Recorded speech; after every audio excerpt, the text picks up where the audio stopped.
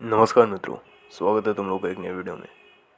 And आज की video में हम लोग बात करने वाले हैं किस तरीके से तुम अपने ब्रह्मचर्य के रास्ते पे होने वाले बदलाव को समझ सकते हो एंड कौन कौन उस चीज़ को तुमसे समझ सकता है कि हाँ तुम्हारे अंदर वो चीज़ है, और तुम खुद भी कैसे उस चीज़ को समझ सकते हो। इस टॉपिक पे आज हम लोग बात करने वाले हैं। काफ़ी इंपॉर्टेंट टॉपिक होने वाला है, ध्यान से सुनना। एक लड़की जब तुम्हारे तरफ देखते हैं वो डेफिनेटली इस चीज़ को समझ जाता है कि तुम एक पॉजिटिव ऑरा वाले आदमी हो या फिर नेगेटिव। बस लड़की ही नहीं, बच्चे, छोटे बच्चे या फिर एनिमल्स भी उस चीज़ को विजुअलाइज कर सकते हैं कि तुम्हारे अंदर पॉजिटिव ऑरा है या फिर नेगेटिव ऑरा। तो लेकिन तुम खुद कैसे पता करोगे, उस चीज़ को हम समझते हैं। देखो भाई, डजेंट मैटर तुम कितने पहले से कितने गहराई में काम वासना में फंसे हुए थे, जैसे ही तुम उस चीज़ का शुरुआत करोगे, ब्रह्मचर्य का शुरुआत करोगे, डे 0 से डे 7 के बीच में तुम्हारे टेस्टिकल्स में जो दर्द होगा, जो दबाव होगा, उसको रेड बॉल भी कहा जाता है।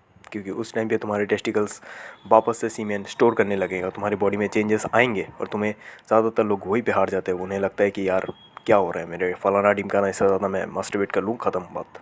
लेकिन तुम्हें उस टाइम पे हारना नहीं है। सेकंड जो चीज़ होता है, डे 7 से डे 14 के बीच में तुम्हें हर एक सेकंड काम वासना फंसाएगी। हर एक सेकंड, मैं कहता हूँ हर एक सेकंड। डे 7 से डे 14 लिख के रख लो।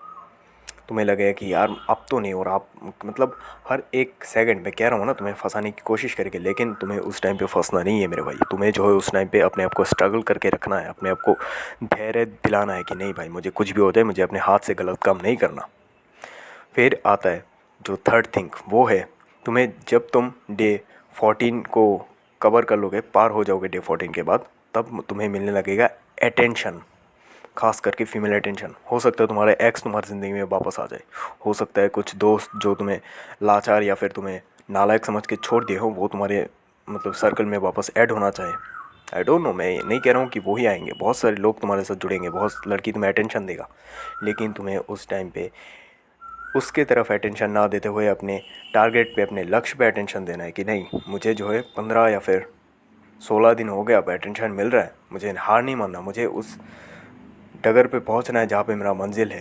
तुम्हें अपने लक्ष्य को प्राप्त करना है। तुम्हें लड़के के पीछे नहीं भाग जाना कि 15 दिन हो गया, मैं अटेंशन मिल रहा है, लड़की मिल गया, वापस से तुम वही नाले में कूद जाते हो। नहीं, वो गलत बात है भाई।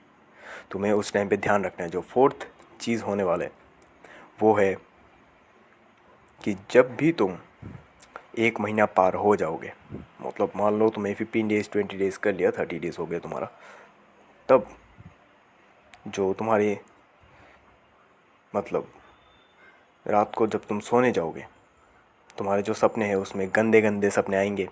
एंड डेफिनेटली तुम्हारा नाइटफॉल होगा। डेफिनेटली नाइटफॉल होगा, मैं कहता हूँ। अगर तुम शुरुआत कर रहे हो तो तुम्हारा नाइटफॉल होगा। लेकिन तुम्हें उस टाइम पे हारना नहीं है मित्र। तुम्हें उस टाइम पे धैर्य बनाए रखना है कि नहीं, मैंने वचन दिया था, मैंने संकल्प लिया था कि आज से मैं अपने हाथ से गलत काम नहीं करूँगा। काम वासना तुम्हें गिराएगा 100 बार एक दिन में। एक दिन में तुम अगर दोपहर को भी सोगे तब भी तुम्हारा नाइटफॉल हो जाएगा किसी ना किसी कारणवश। लेकिन उस टाइम पे तुम्हारे जो अर्जेस है वो और भी ज़्यादा उभर के बाहर निकलेगा कि नाइटफॉल हो गया, अब तो हो ही गया, ख़त्म ब्रह्मचर्य। नहीं, तुम्हें एक चीज़ याद रखना है कि तुमने जो वचन लिया था, हाथ से नहीं किया, तुमने वो गलत काम नहीं करोगे। और तुम नहीं किया, बाहर में जाओ, नाइटफॉल कितना बार हो जाए, महीने में 15 दिन भी अगर नाइटफॉल हो जाए तब भी तुम्हें उस चीज़ पे धैर्य बनाए रखना है एंड अपने हाथों से गलत काम नहीं करना है। धीरे धीरे तुम जब 90 डेज़ तक पहुंच जाओगे, 90 डेज़ तुम छाती ठोक के कह सकते हो कि मेरे अलावा सिर्फ मैं ही हूँ जो अपने अंदर काम, मतलब मेरे इच्छा के अतिरिक्त कोई मेरे अंदर वासना पैदा नहीं कर सकता, मुझे वासना में फंसा नहीं सकता। तो आज के लिए इतना ही। मिलते हैं तुम लोगों से एक नए वीडियो के साथ। तब तक के लिए स्टे अलर्ट।